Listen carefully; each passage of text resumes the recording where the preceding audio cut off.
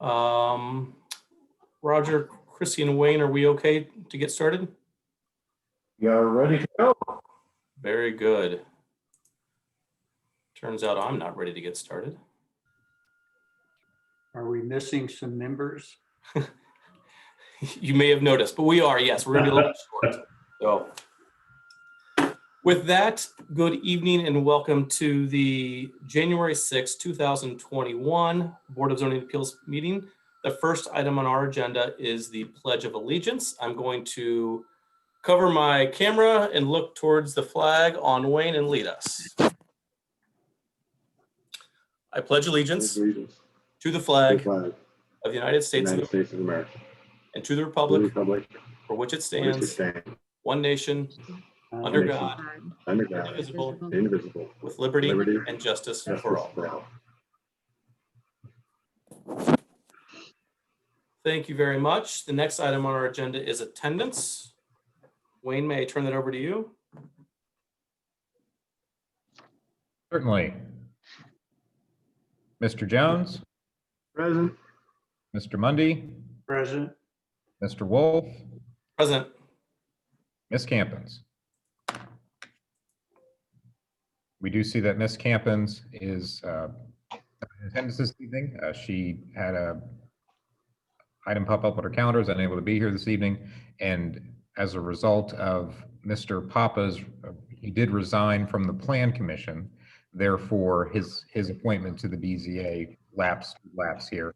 So you do only have 3 members in attendance this evening, as Mr. Mundy did point out. Thank you, Wayne. So I think what that means from a practical standpoint is unless we have a unanimous vote, which means we would have 3 votes yea or nay for a particular petition, the petition will automatically be continued to the next meeting. So if there's an indecisive vote, we're going to have to move that petition to the next meeting. Now may be an appropriate time to stop and recognize any of our community members who are participating online.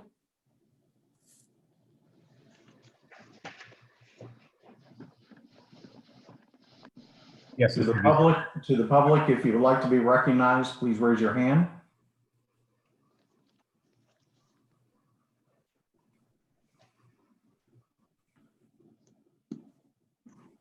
We have John Towsley, Todd Rotman, Janet Martinez, Deb with no last name noted, Tom Burgard, Jason Luking, John Meyer, Chelsea Overbeck, and Ryan Taylor, Aaron Lasley, Mike DeLoso.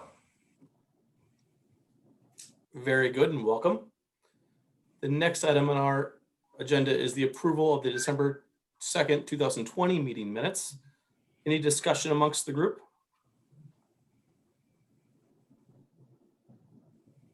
I was reading through them. It looks like there's a couple items in there I need to get some answers back.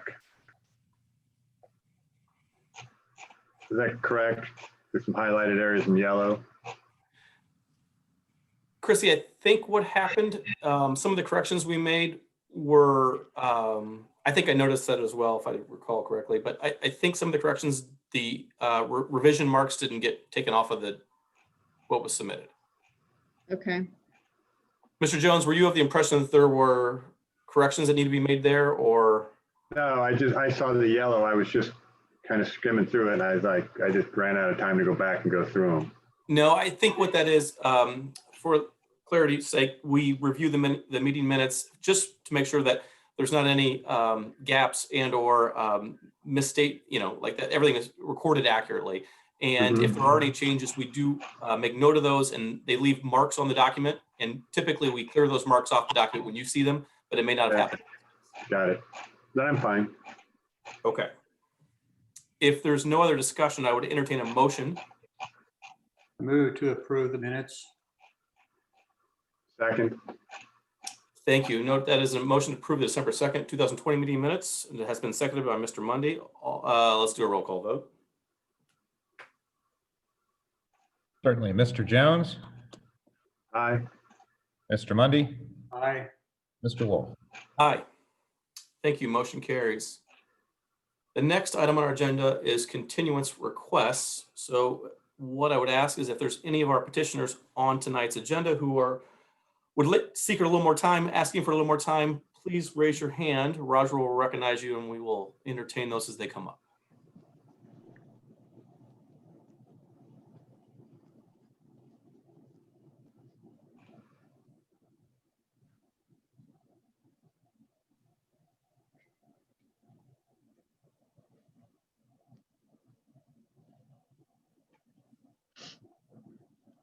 Good evening, Mr. Oakes.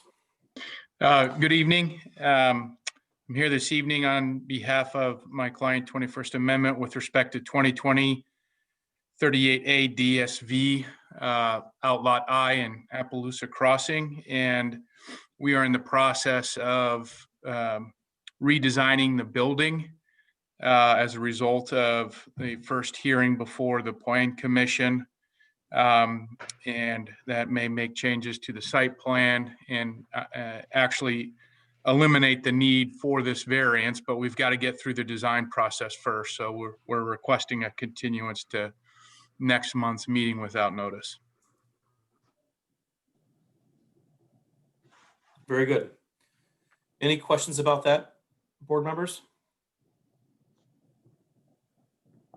Generally, my feeling would be that if we're going to see a more complete petition, I would certainly appreciate the extra time it takes to get that done. Or if the petition isn't necessary, I certainly can appreciate that. With that, I would entertain a motion to accept the continuance request for docket number 2020-38-DSV. So moved. Thank you, Mr. Jones. Was there a second? Second.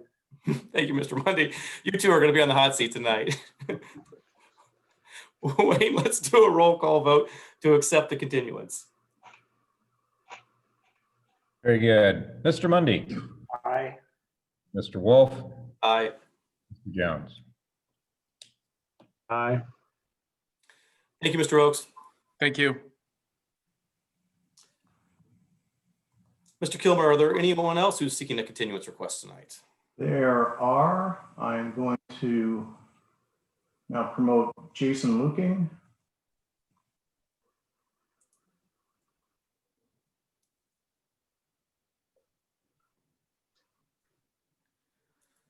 Good evening, Mr. Luking.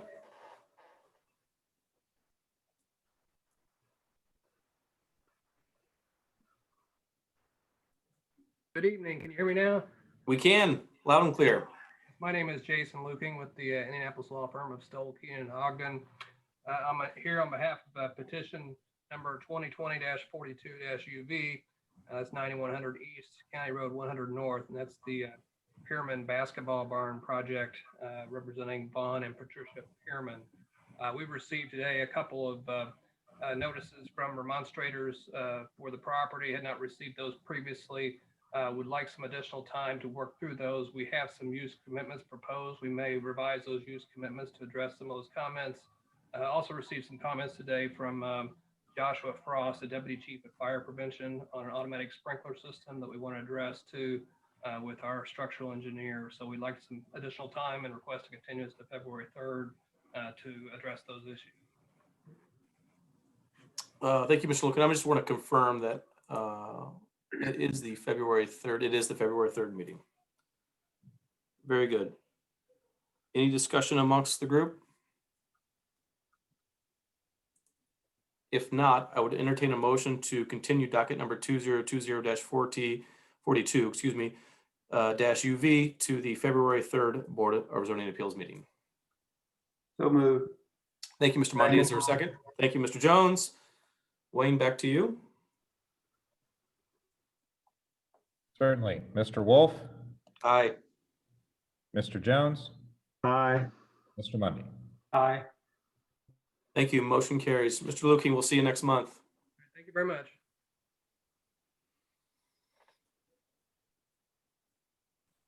Mr. Kilmer, do we have more?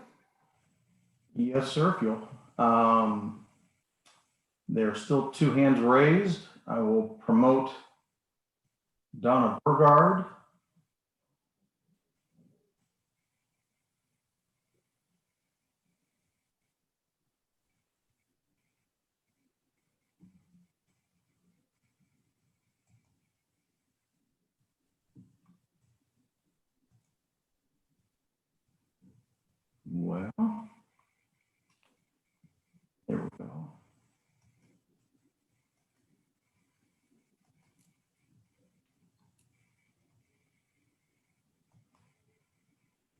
Are you there?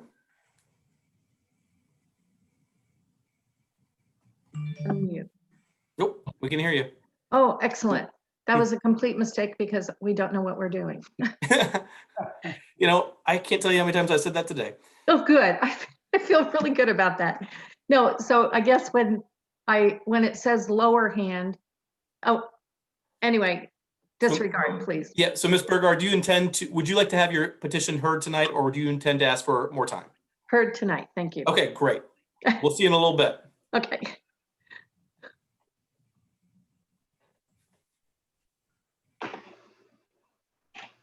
Right, we still have one hand raised for Janet Martinez.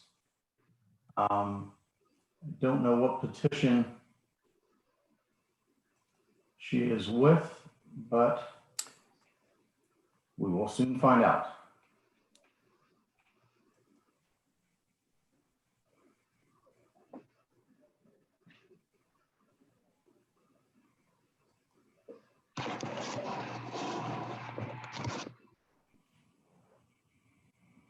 Ms. Martinez, are you there?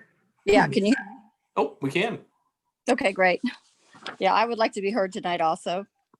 Oh, I'm sorry. Okay, which petition are you? I am the basketball gymnasium on 100. I don't have the Okay. number. Okay, Yep, so Ms. Martinez, that petitioner just asked for a continuance to next month's meeting. So we won't. we are not going to hear that petition tonight. We are going to hear it on February 3rd, 2021. Okay, all right. Well, I'm a little confused, so. You know what? We all are. I get you. So if you do have comments about that petition, we would love to have your participation next month. Okay, and I did send an email in today. Great. The staff does a very good job of recording all those for us and getting them to us. Okay, thank you. Very good. Thank you. Okay, so I believe we may have one more, but I believe it's going to come from the town. Is that correct?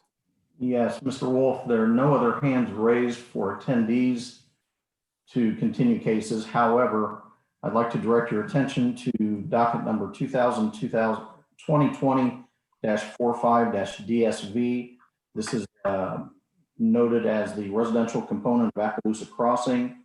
Matt Price is representing the petitioner on this, and he contacted staff earlier today and needs to request a continuance due to his unavailability for the hearing tonight, and made it clear that staff would make that request on his behalf. Thank you, Mr. Killer. Any discussion amongst the group? If not, I would entertain a motion to continue. I'm sorry, Mr. Kilmer, was he requesting for it to go to the February 3rd meeting? Yes, sir. Okay, very good. If not, I would entertain a motion to continue docket number 2020-45-DSV to the February 3rd, 2021 Board of Zoning Appeals meeting. So moved. Thank you, Mr. Jones. Second. Thank you, Mr. Mundy. Wayne, you're on the hot seat again. Certainly. Mr. Jones, Aye. Mr. Mundy, Aye. Mr. Wolf. Aye. Okay.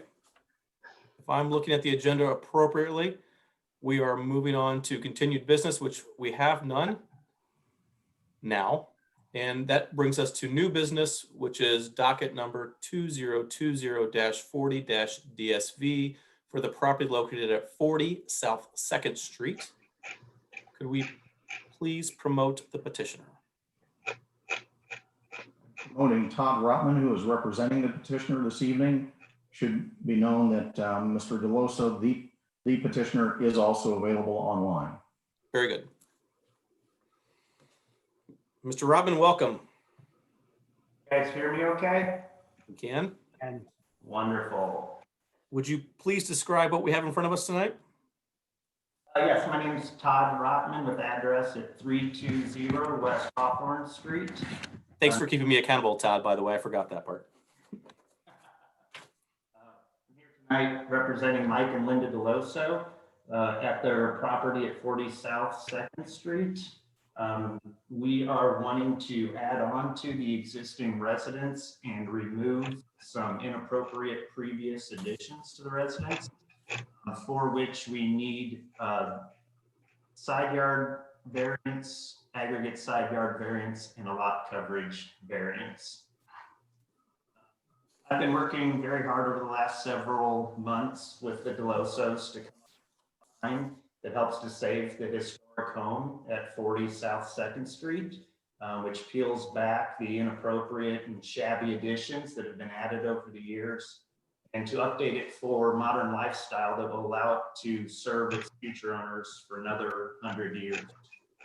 The process started with designs that accomplished Mike and Linda's goals, and then was improved upon by 2 rounds of design changes through input we sought from neighborhood members who are active and interested about preservation within the village, which does include the neighbor immediately to the south of this property, Ralph and Jan Stacy. The latest of these changes were made yesterday after a long and very collaborative phone call between Ralph and Mike and Linda on Monday. And really excited about the changes that resulted from that phone call, and very happy to present. To make sure you guys have those most updated elevations, it should have a date of January the 5th on it in the lower right-hand area of the title sheet.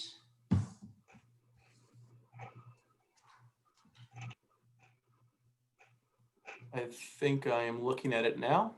Yeah.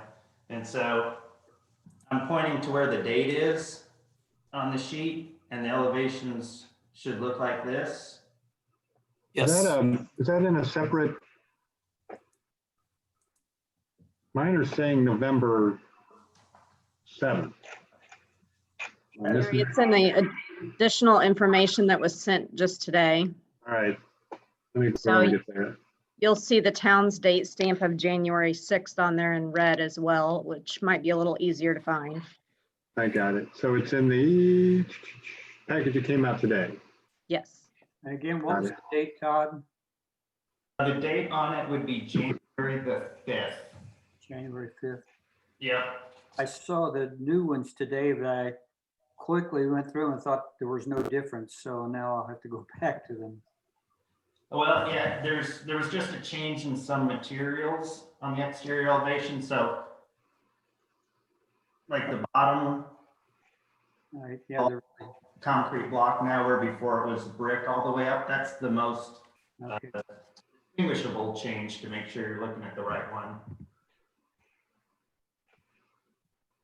Now I've got the one stamped January 6th. Am I still not getting there? You know, computing's hard. That should be the right one. The January 6th is the town stamp, and what Todd is referring to, I believe, is the drawing stamp in the title block. So it's when there's DeLoso updated elevations and area comparisons. Is that it? Yes.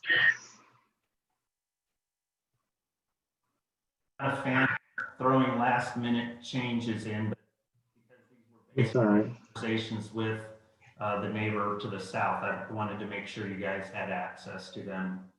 But Todd, I'm now on the current, or the most revised copy, but I don't have the dual screen that Larry has, so I can only look at one at a time. So I don't recall what the difference is. So if you would not mind pointing that out, just describing it for me, I'd appreciate it. Yeah, I'll get to that in just a little bit. I just wanted to make sure everybody had it. A little information about the house is that as it currently sits today, it would require the same 3 variances that we're requesting. So we're not requesting anything that isn't already present on the site. In fact, I think we're improving the conditions by removing a previous addition, which extends over the south property line currently. We're also going to be implementing water collection methods, which will help reduce the runoff on the site. Those include 3 rain barrels that are going to be used to water the English garden, oak swales along the west and south property lines, 8-inch deep stone walkways in the English garden, which will help hold the water for percolation, and gravel or permeable pavers for the driveway instead of concrete. Now, with that being said, I'd like to address something that is obvious to everyone, but you as the BZA definitely understand more than others. I'm not saying that the building we're presenting is the same size as the house that's there now. The new home will have a larger footprint than the existing house. However, our lot coverage is the same as the existing. We're swapping out concrete walks, pads, and patios for usable house square footage. In regards to that, you guys received a letter of interest which listed lot coverages of adjacent residences that were to be used as a comparison to our proposed site. I'd like to point out that 3 of the 7 lot calculations on that list were incorrect. But even more important than that is the fact that the house calculations garnered from the Boone County GIS site, which I do use constantly, does not reflect actual conditions. It only reflects recorded conditions. They don't include all walks, patios, etc. So they are not true representations of the actual lot. I use the GIS system, aerial photography, Google Earth, and personal observations, and created new calculations that are closer to being accurate than the figures. And so I didn't want to just use the GIS figures because those end up being used to make us look worse than we are, and we end up being penalized for using the correct lot coverage. Have that. So in your packet, you guys have an aerial photograph and also an aerial perspective. And the aerial perspective looks like that. It's a wonderful view, kind of looking down on the angle, which helps to show that the immediately adjacent houses to this property are quite large. The 6 houses around us actually have bigger home footprints than what we're proposing. So we're actually right in the middle of the size of homes in that block. And then today you guys also should have received that area comparison sheet that I was just referencing, where I updated the lot coverage based on actual conditions. You guys happen to have that easily handy? I do have it in front of me, but I think it's important that you review it. Oh, I will. So basically in the right-hand column, that's the actual footprint of the garage for each of those properties. So that you can see ours, which is highlighted in yellow, is actually right in the middle of the home sizes. And you can see that 4 out of the 6 homes around us have more lot coverage square feet. So there's houses that actually have more square feet on the ground, including the house, garage, patios, and pavers than we do. And what hurts us on this list is that we do have the smallest lot out of all of them. So while our house is average in size, our lot is on the small end. There's several paragraphs in the letter of interest that you guys had received that referenced it being a small lot, and that's the reason why we wanted the variances. That was part of our original filing. However, after getting input from the neighbors, we eliminated that reason and language from all of the documents, and we had done that prior to that letter being written, but it was still included in that letter. So the portion of the letter that states a reason we should get a variance is because it's a small lot has been eliminated. We agree that it's not a reason why you need a variance. And so that portion of the letter is obsolete. We did choose this site on purpose because it is a great location. It does have great neighbors, that care about their properties. And it does have existing violations that we knew we could try to improve upon. And it had a tear down quality house. Everybody I've talked to, including realtors that contact me because my sign up is in front, say, hey, you guys tearing that down? Can my client buy that? Is it for sale? Because we want to tear it down. And I applaud Mike and Linda because they're willing to take on the gamble of fixing up this house instead of tearing it down. And that is, we purposely chose this lot because of all of those.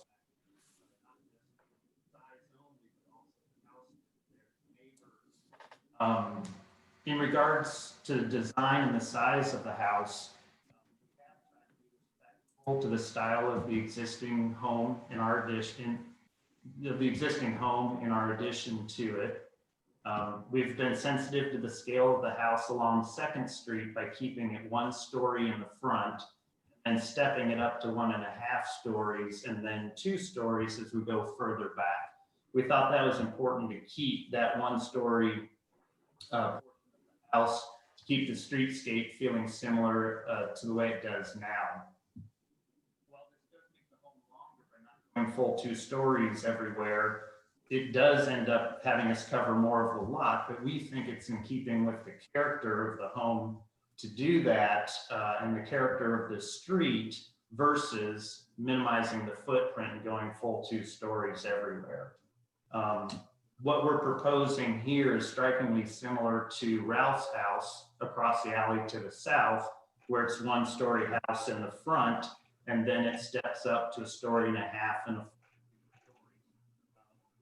In the end, these 2 houses are going to look like they're lost twins that are finally uniting across the alley from each other. And then speaking of the alley, that is another reason why we chose this lot and feel the size of the house is okay, even though the lot is small, because the alley gives the lot some breathing room and allows the house we designed into its context and not overpower this visually or crowd into our neighbors. The materials that we're proposing for the house, the 1st floor of the addition would be a split-faced concrete block. The existing house is wavy blocks that we're all familiar with in the village of Zionsville. The gentleman that lives 2 doors down from me, his grandfather manufactured those blocks. And so preserving those blocks, we were trying to do. And the new addition is going to have the split face concrete block for the veneer on it on the 1st floor to be similar to the wavy blocks of the existing house. And then that also helps emphasize kind of the 1 story portion of the house. It was originally 1 story, and then above that we're utilizing brick.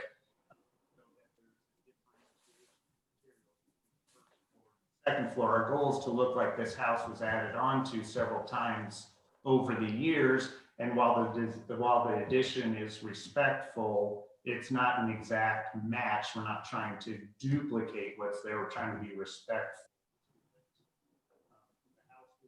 And all 1 color, so the brick and the block, it'll all be painted the same color. Doing some accent colors, maybe on the headers and sills of the windows, as well as we've got some shutters on the south wall, which we might make a stained wood to get some natural tones in there. We're keeping the existing window proportions. We are going to put in new windows, but 3/4 of the existing window openings are going to stay as they are. One of them is going to move over, and then we're going to add another one to the north wall to match the others. So once again, we're putting in our 6/1 pattern, which is what the original windows were. So we're trying to be very respectful to the house that's there. Modern lifestyle. And that concludes my presentation. Thank you, Mr. Robin. Excuse me. Can we try to put a bow on this, and a lot of good content there. You did some homework, and you believe that the lot coverage currently is at 43%. Yeah, 43.3 is the current lot coverage. I'm sorry. Can you guys hear Todd, or is it just me? No, it's, you cut out quite often, Todd. It's, I'm not sure what it is, but there are times when you get a gap of a few seconds where we can't hear you at all. Oh, wow. Okay. I think we got the context of the conversation, but there was a couple gaps there, so it's okay. The question I had was the lot coverage. It's at 43.3 today. Yes. Okay, and it's going to be. Your proposal is 43.3. okay. Today,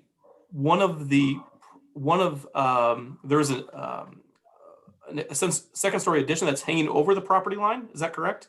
It's a 1-story addition that is actually over the south property line. Okay, and your intention is to correct that. Yes, we're going to remove that. Okay, and when it comes to the side yard and the setbacks, what are they going from, and where are they going? Where are they at, and where are they going to? We're not changing the north side of the house Okay, at all. The south, we're not changing the east at all, which is the front. The south is the one that we're improving on by about 3 feet 4 inches further away from the property than currently. okay, The reason for the aggregates. hang on a sec, Todd. You broke up again. The aggregate side yard is a combination of the 5 feet of the shed or the garage to the north, and then the 2 feet. 2 feet to the south of the house. Okay. And the current is 5 foot 1.5 from the property line, so we're moving it essentially 1.5 inches. Okay. And then I think what I also heard was I'm sure we will have some comments about scale and size, and the way you're addressing those particular issues is that by creating a 1-story sort of look at the front of the house, and then it gets larger towards the rear of the house, which shouldn't make it, as you're driving down 2nd Street, it shouldn't make it appear kind of overbearing or out of place with the character of the neighborhood. Is that correct? That is correct. And then in addition, you are using materials, various materials that are consistent as long as the style to help create a preservation effect. I mean, the intent is not to razz the structure. The intent is to take the structure as is and improve it. Yes, the existing house, we're taking off all the previous additions and going back to the original house. Hang on, we lost you again, Todd. I'm not sure why it happens, but we did. Yeah, we're going back to the original house, which has the wavy block. Okay. All the additions. And then our new addition will be a split-faced concrete block so that it ties in with the existing to be similar, but not exactly the same. Okay. Very good. What questions do we have for the petitioner tonight? Todd, the front of the existing house, that is the 1-story portion, will remain, but when I look at the elevations, clearly there are some significant changes, but the basic structure stays there.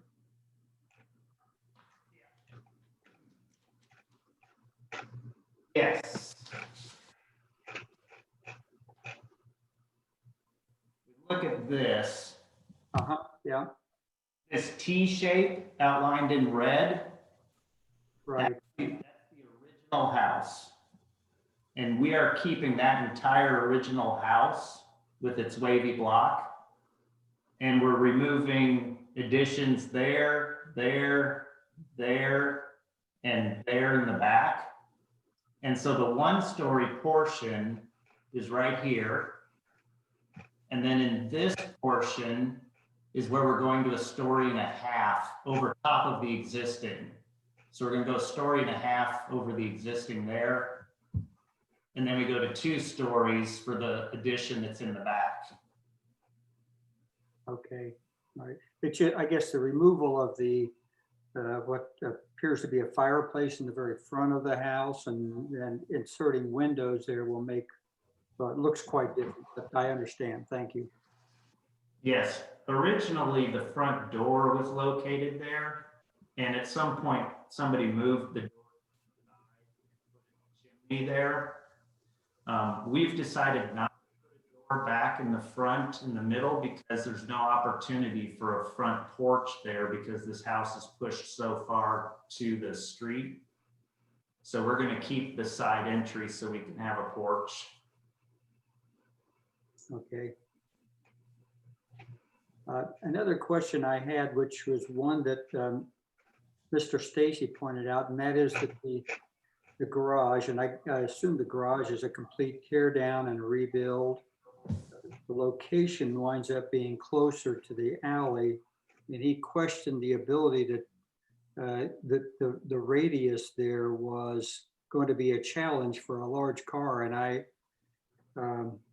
drove down the alley and I would have to agree that it appears to be a very tight radius for a large vehicle to be able to turn from the alley and get into a garage there. Yeah, so from the edge of the paved or gravel alley to our garage will be 14 feet 8 inches. And the alley itself, which is about 8 feet wide. So there'll be a total of about 22 feet 8 inches to maneuver a vehicle into the garage. And that's sufficient for today's SUV sized vehicles. Yeah, luckily it's far better than the one I presented about 6 months ago that Larry and I had fun with. Yeah. Larry, check your books. No, I do remember Yeah, this one's it. got about 3 Todd, one of the times things- as much. So visually, because I drove by it and looked, I was driving my truck, so I didn't drive down that alley. But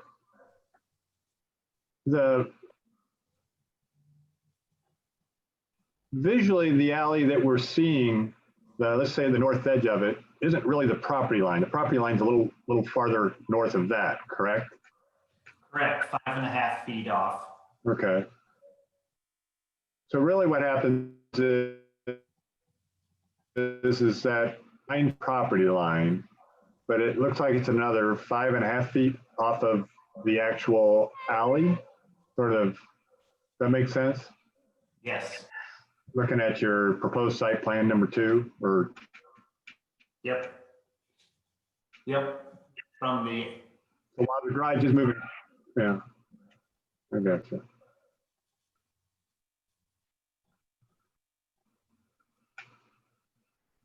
Yeah, but it does have more turning radius than the previous one, Steve. It So, still look pretty tight though. yeah. So Todd, you're keeping, so I take it this is on a crawl space, right? There's no basement underneath this? it has a partial basement that was a cellar. And that's under the rear, the middle, the front? The rear half of it is Okay. So you're maintaining that front, what's going to be the new living room. But then are you replacing the foundations under the back and just kind of keeping the outline, or are you going to actually try to build on that old foundation? I'm going to try to build on the old foundation. It actually looks like it's in pretty good shape. It's in decent shape? Yeah, it looks like it's in good shape, actually. Right. But we've done it enough to know that there may be issues, but I've seen far, far worse foundations. And this is a question for Wayne. What do we do with houses if they just wanted to remodel it as is, this is just theoretical, and a portion of the house is actually sitting over in the public alley, what's the city do? What's the town do? Well, the town has very specific language in the portions of the ordinance that deal with nonconformities. Those nonconformities can be perpetuated. Those nonconformities are entitled to one-time expansions along lot lines with specific conditions. Garages can be there's certain buildings that can be rebuilt on existing foundations. Mhm. That's the challenges. I mean, the zoning ordinance is designed to perpetuate nonconformities, but certainly eliminate them if there's a catastrophic loss. More than 2/3 is the specific definition. Okay. So technically, somebody could rebuild this house as is, even though a portion of it's sitting out in the platted alley area. I think we're getting into a legal question. We don't see this that often where we see a home encroaching onto town-owned property. As a staff, we would encourage an encroachment agreement being granted or some other instrument being facilitated to paper up, if you will, and provide coverage for the legalities that are created and asking to be perpetuated, or discuss it with the Board of Zoning Appeals.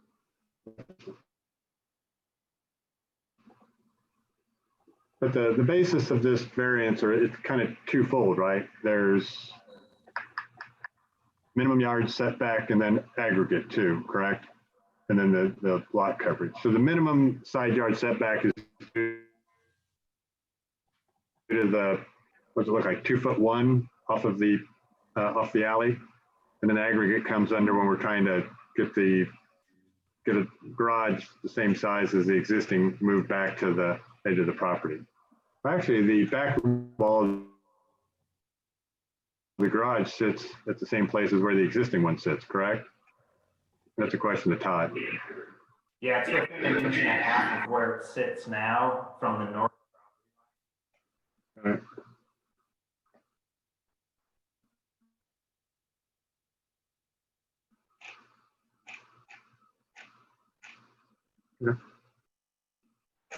Any other questions for the petitioner at this time?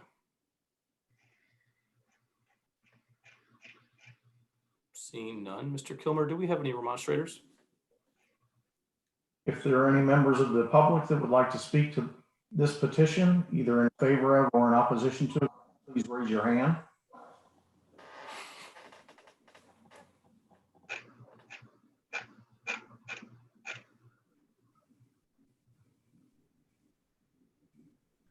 Mr. Wolf, there are no hands raised. Thank you, Mr. Kilmer.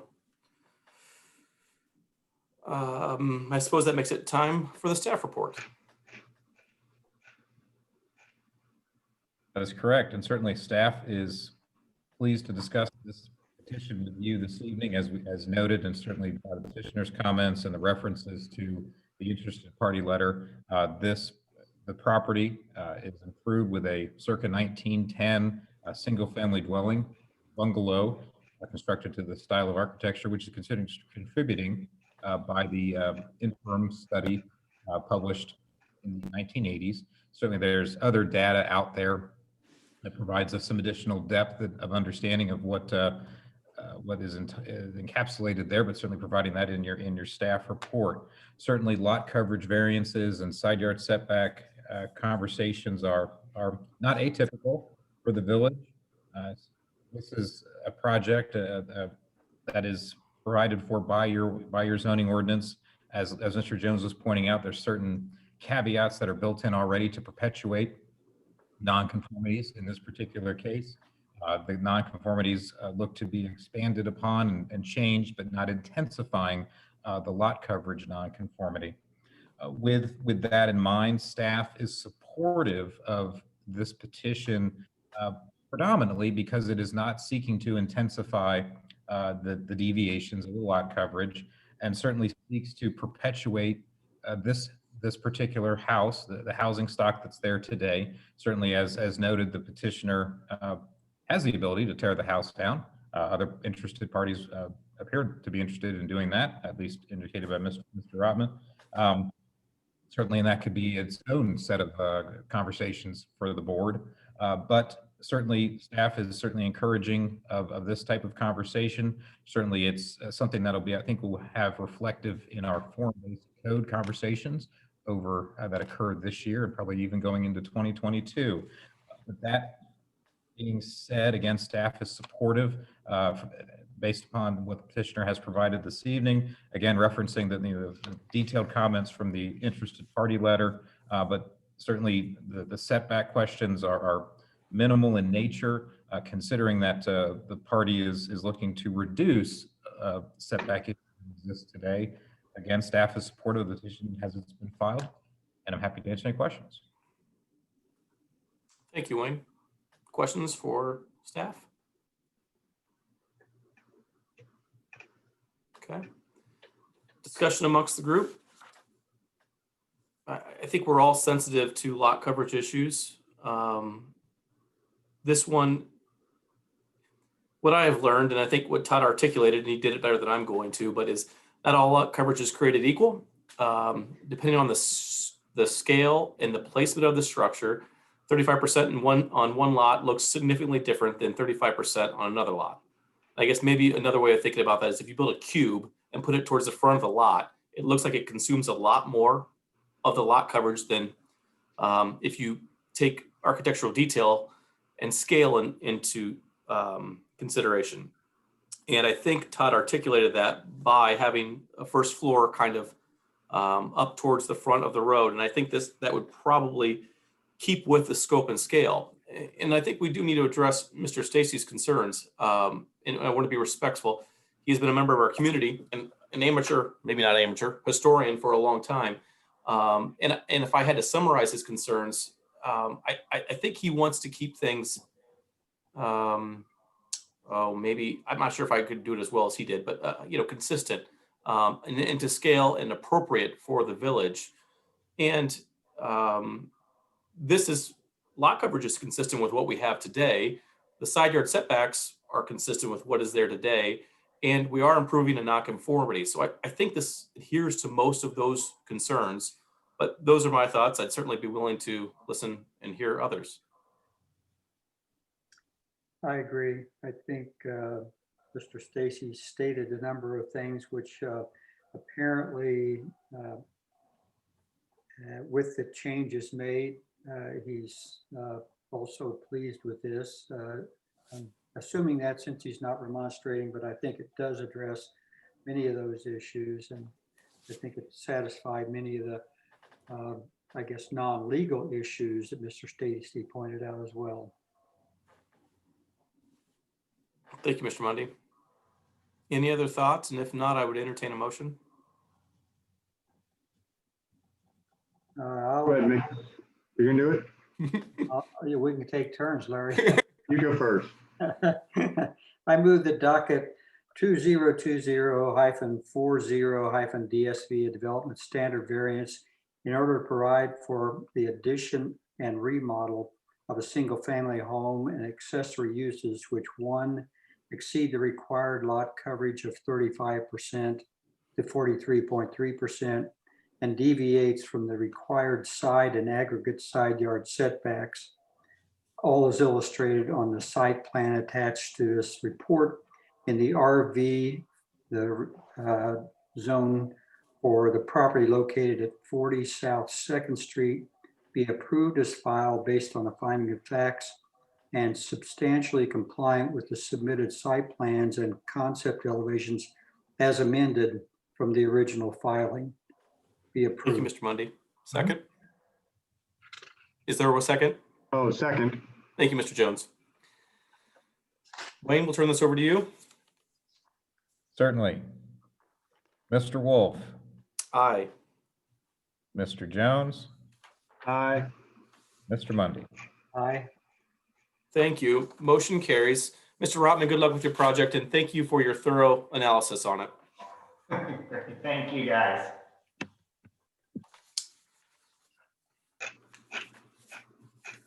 Next item on our agenda is docket number 2020-41-DSV for the property located at 645 Bloor Lane.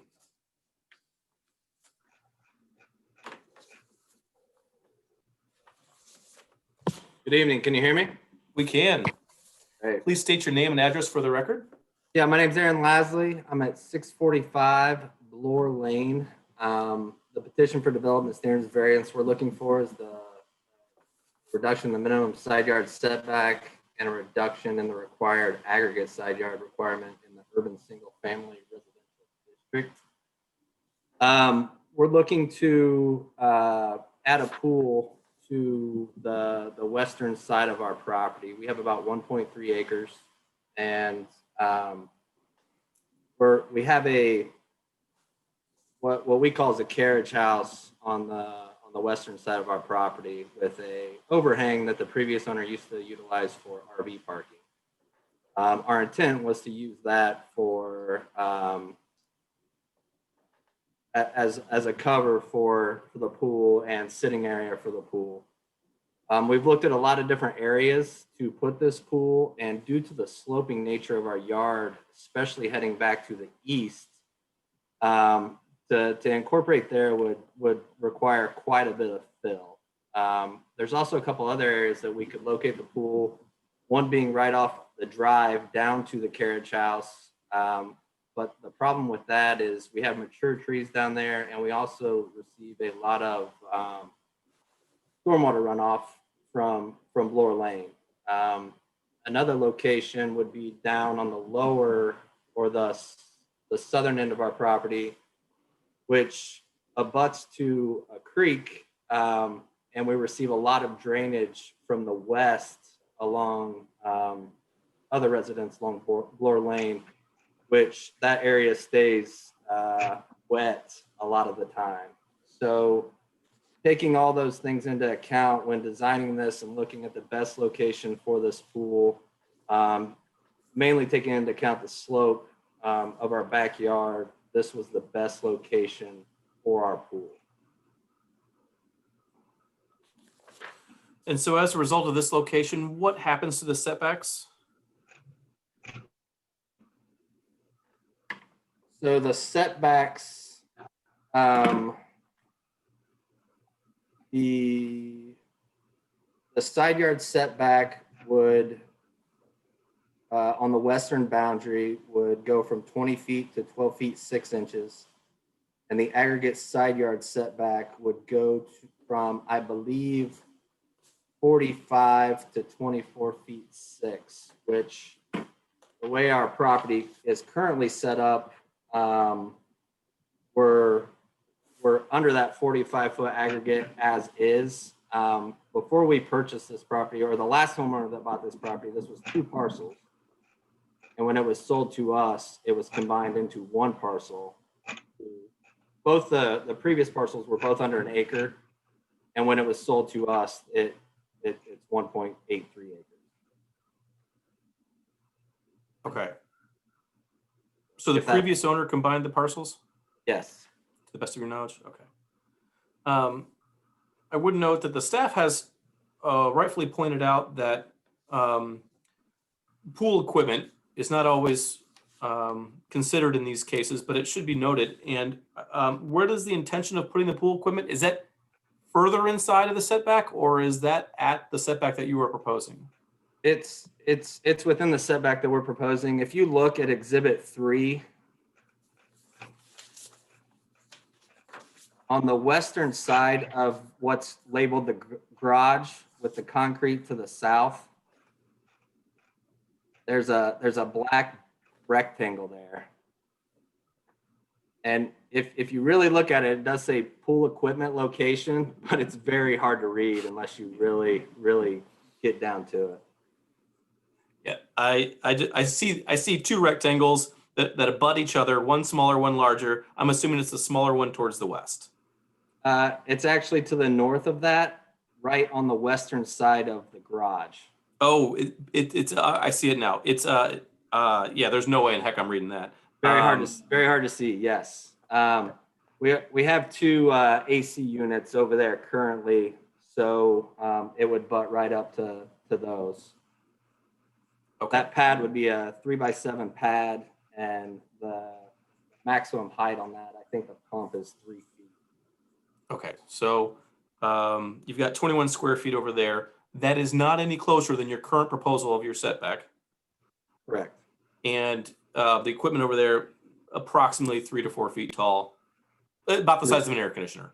3 feet is what the pool company had sent me in an email earlier today.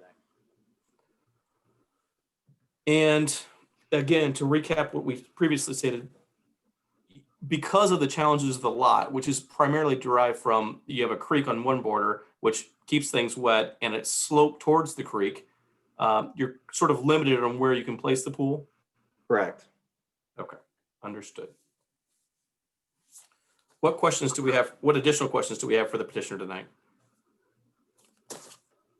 It's, I drove by your home and it's difficult to tell from the street exactly what it looks like back there, but it appeared that the addition of the pool, even though it might violate the required setback, I don't think you have neighbors back there which are affected by anything visual. Am I correct in that? Correct. Mr. Yeah, and I've spoken with both the neighbors to the east and the west. Everybody on the south of us or on the other side of the creek at a very much higher elevation, heavily wooded, and they're both in supportive of the pool location. Thank you. Any other questions for the petitioner?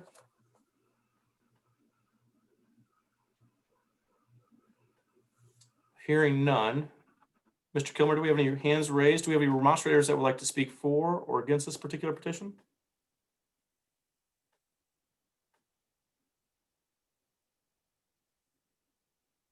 Mr. Wolf, there are no hands raised. Very good. Wayne, may we have the staff report? Certainly, happy to provide that this evening. As indicated in the report, staff is supportive of this petition.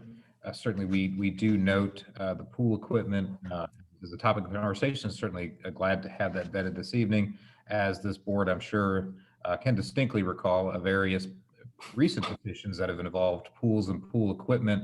And pool equipment at times is put in locations where it's not visible to the pool's owner and is maybe more visible to a neighbor.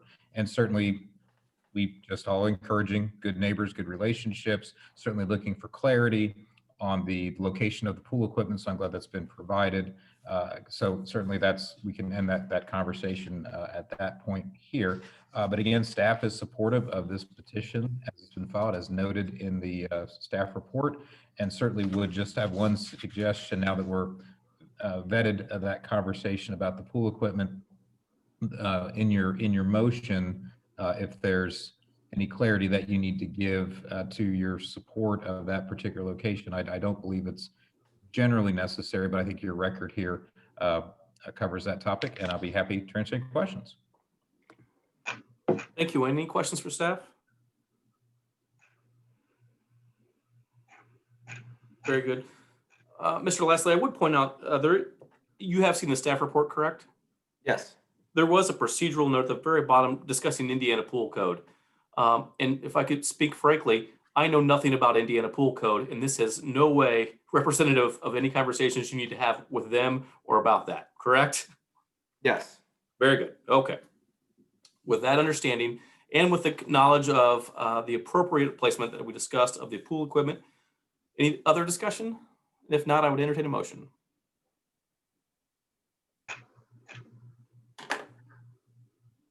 Your turn, Larry.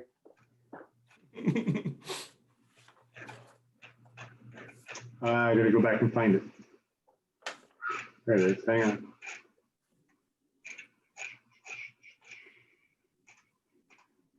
I move that docket number 20-41-DSV petition for development standard variance to deviate from 1, required minimum side yard setback, and 2, reduction in the aggregate reduction in the required aggregate side yard requirement for urban single-family residential RSF1 be approved based on the findings and based upon the staff report and presentation. And then I think that's my motion, but I think in generally with the, if I saw the notes correctly, you're gonna have an automatic pool cover on it or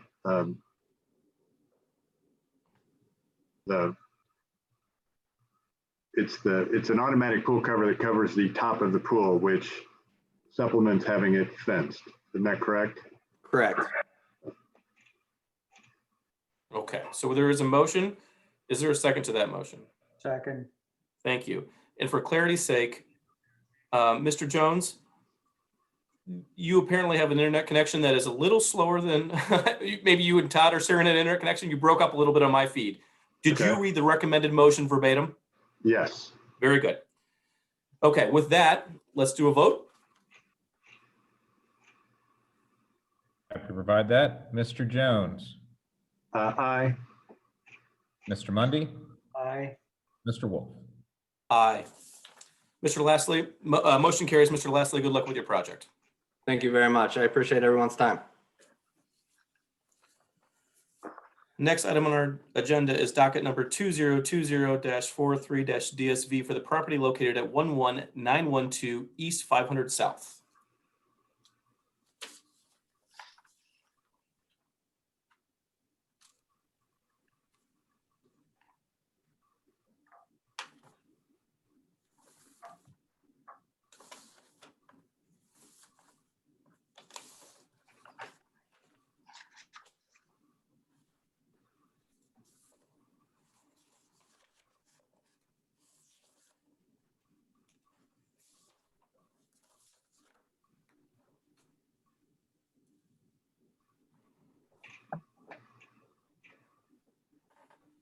Start my video. Are you there? Hello. Hello. Hi. Hey, we see you. No, Would you're you not. please state your name and address for the record? Donna Dale. Burgard, 4,000 Estate Lane, Columbia, Tennessee. State Lane, Columbia, Tennessee. Well, welcome to Zionsville. No, we just. Welcome to Tennessee. We just left Zionsville. Would you, in your words, please describe what the petition you're asking for is tonight? Sure. Really? Okay. We had been longtime residents of Zionsville, living on 500 South, and recently moved in 2018. But our property was in 2 parcels, and so we still have the 15+ acre parcel that we would like to sell to one resident and make it a 1 residential parcel. Okay.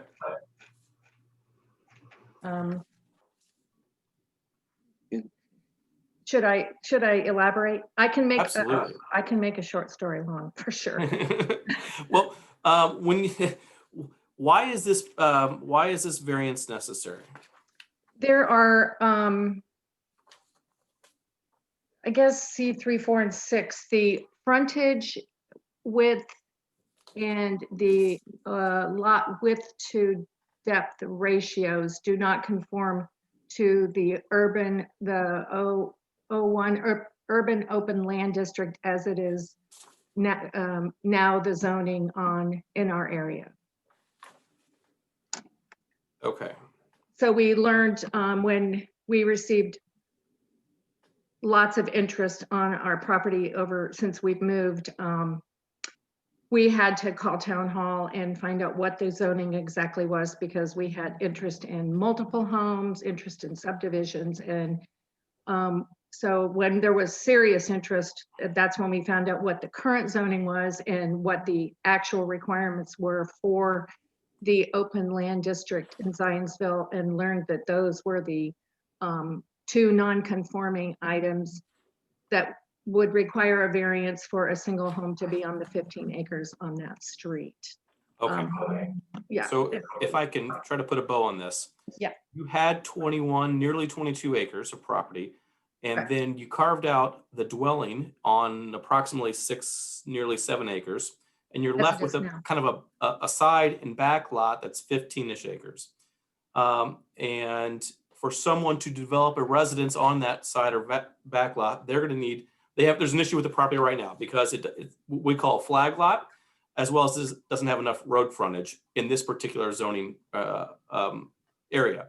So what you're asking for is to get those 2 variances approved for that second lot, the 15 acres.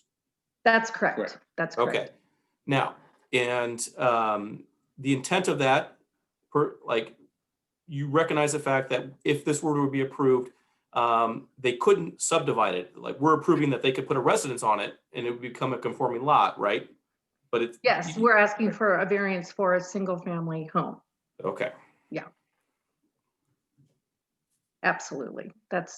That would be, we are longtime residents of 500 South. We lived on the parcel that was sold in 2018. And so these are all of our longtime neighbors over 25 years.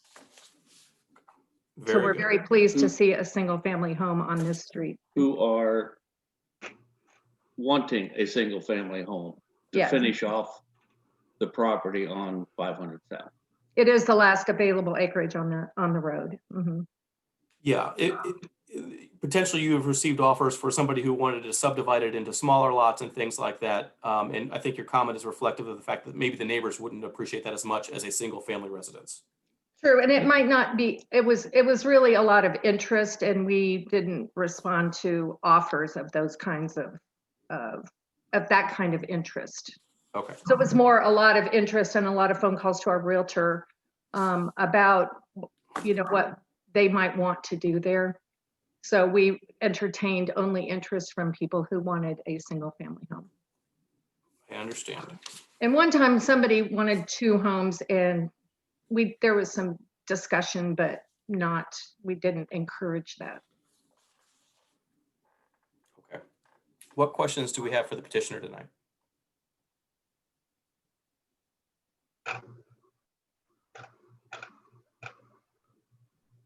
With a quiet crowd, I've asked mine.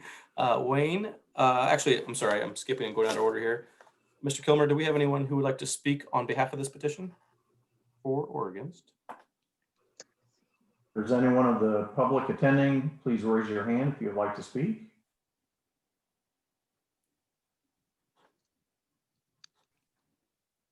Mr. Wolf, there are no hands raised. Okay, very good. Then Wayne, I'll turn it over to you for the staff report. Certainly. This petition certainly is a very unique petition, and certainly the petitioners have outlined the salient features of the topic at hand. The property is zoned open land, not a typical classification for the Bs consider. You did have one a few months back for a developed parcel. In this particular case, you have a area that has a very specific development pattern. And that development pattern is larger lot development, like it's been indicated, and a disruption or a change in that development pattern may not be advantageous or sought by the people that live in this particular area. The open land classification does encourage larger lot development, but has specific development criteria associated with that. On the flip side, the comprehensive plan supports low density residential development, which is the pattern that has been mentioned that was sought by some parties in this area. Certainly this petition itself facilitates and perpetuates the development pattern that is in this area. Staff is certainly not objecting to that topic and certainly applauds the efforts this evening, and staff is recommending approval of this petition as outlined in the staff report for the reasons outlined in the staff report, and I'm happy to answer any questions. Thank you, Wayne. Any questions for staff? Hearing none, this seems like an appropriate ask, in my opinion, this would be very consistent with what is in the surrounding area. In addition, I think that neighbors would probably, I could see someone buying this lot in this area and trying to subdivide it and develop it. And I think that would get a lot more resistance than I think this is an appropriate use. That's my thoughts on it, but I don't know if anyone else has any thoughts on it. I don't think because of the narrow entrance there, the small amount of road frontage, I assumed that the likely building or single residence would be further back than your home was placed. And so I'm not sure, I don't think the neighborhood would not be well fitted in this neighborhood to have a number of homes there. I think will be a nice home site with a lot of acreage.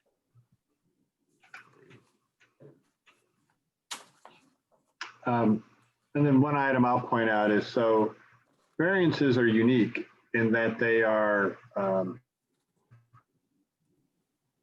specific variance to make it to provide for a single family home. That's all they can do. You can't come back and say, well, I want to put 2 or 3 or whatever houses on it. The variance doesn't allow that. So once again, we can hold them to the current owners, future owners, to specific performance when it comes to whether or not this variance, stands. Somebody wants to do something more than what they're getting, then they've got to come back before us or the Plan Commission or somebody else. All this allows for is a single family home. And that is understood. That is our intent, yes. To kind of stop the other conversation that we've had to kind of entertain, if you will, for the past couple of years. Very good.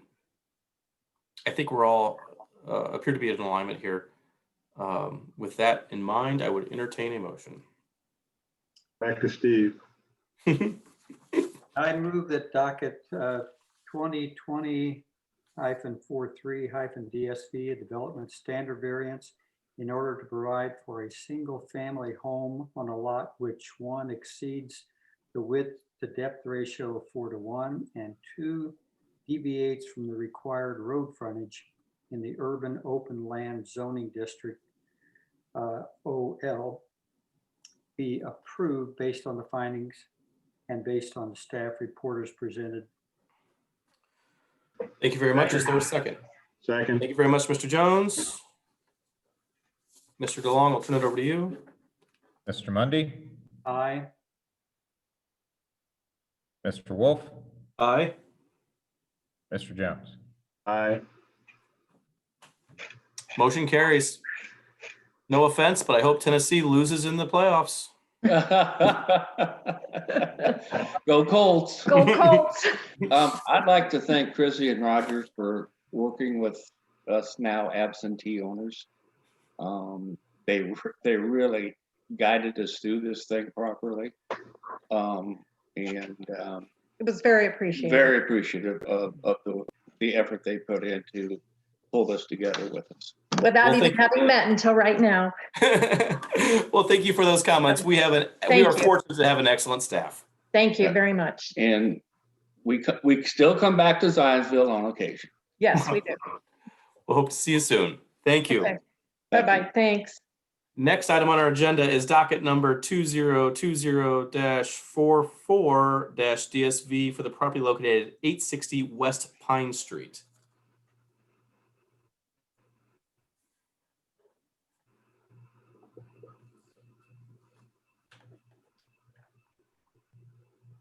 Can you hear me?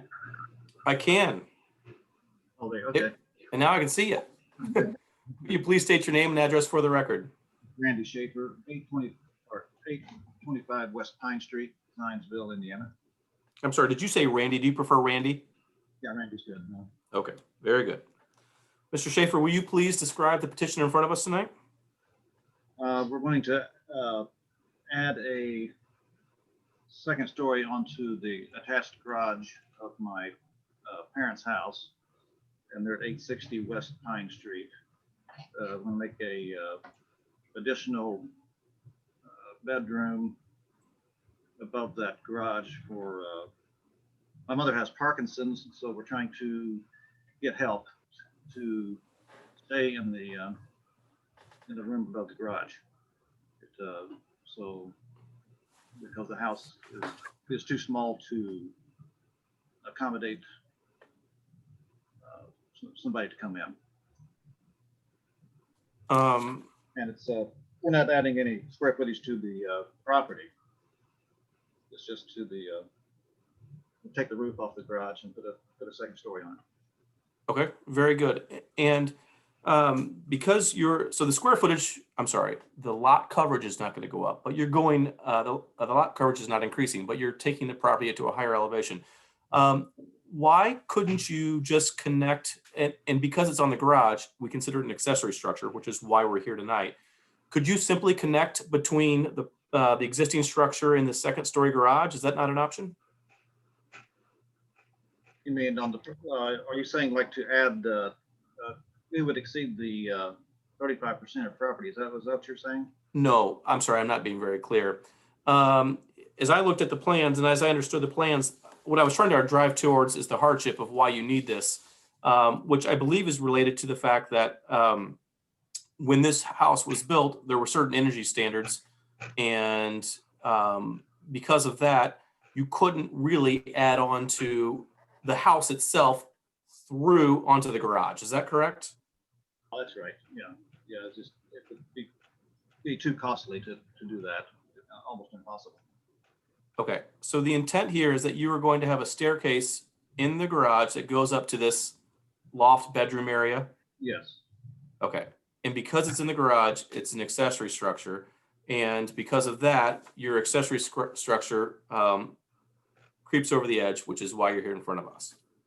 Right. Got it close? Yes. Okay. Very good.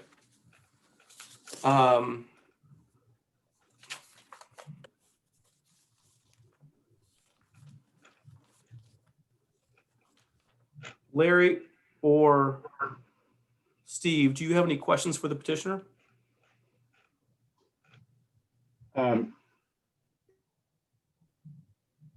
Is the existing house just a single story? Yes. Okay. I wasn't finding any plans for the existing house other than just a little bit where it attaches. So basically, you've got a single story, and what you're going to do is add a second floor over the garage. Right. And then the only access to that will be back and forth through the garage space. Yes.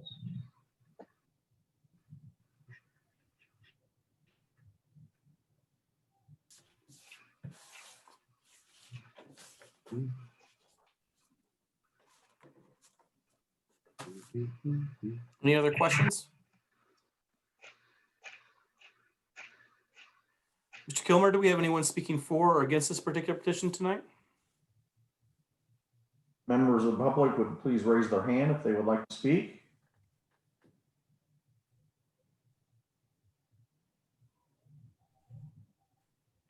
Mr. Wolf, there are no hands raised. Very good.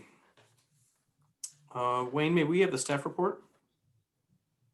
Certainly, as indicated by the petitioner and certainly discussed by the board, the driver behind this variance request is the age of the home and the complexity to meet today's building code standards. Certainly, it could be achieved, but the complexity and cost to adhere to, recent energy code standards is the challenge. And certainly, when you're discussing that and reviewing the project at hand, and there's another option that is less invasive, it's certainly the essence of the practical difficulty with the use of the property, with the fact that you have a different challenge in how to occupy it in terms of the building code and certainly the zoning ordinance conflicting with how those two marry up, and you have a property that can be improved without changing any of the footprint standards in terms of lot coverage. It's certainly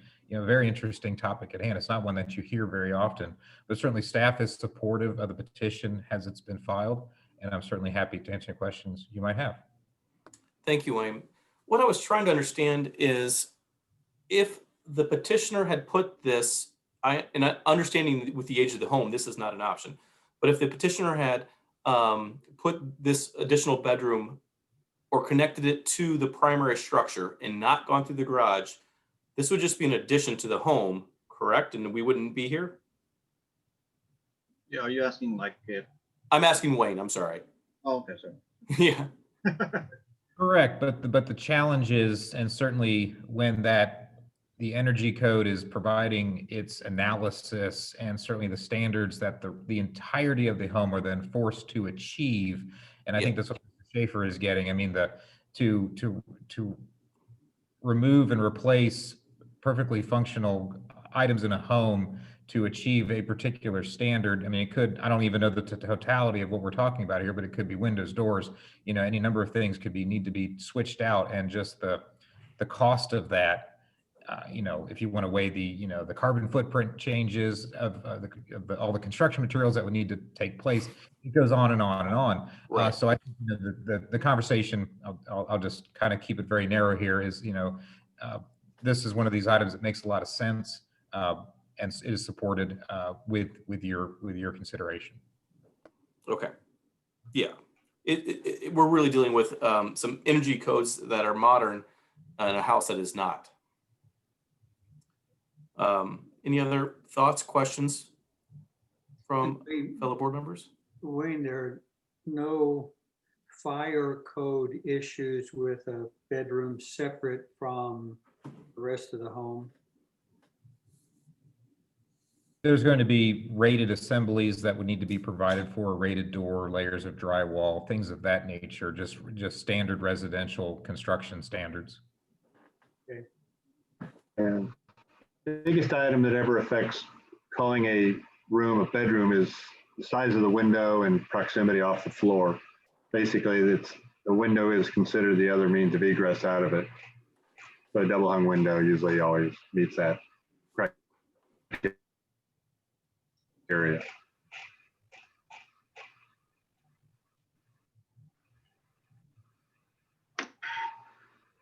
Any other discussion? If not, I would entertain a motion.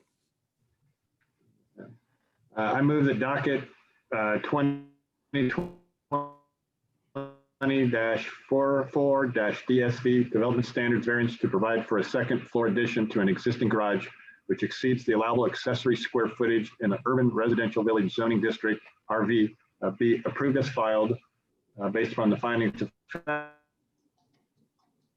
and the substantial compliance with the submitted site plan and conceptual elevations as amended from the original filing.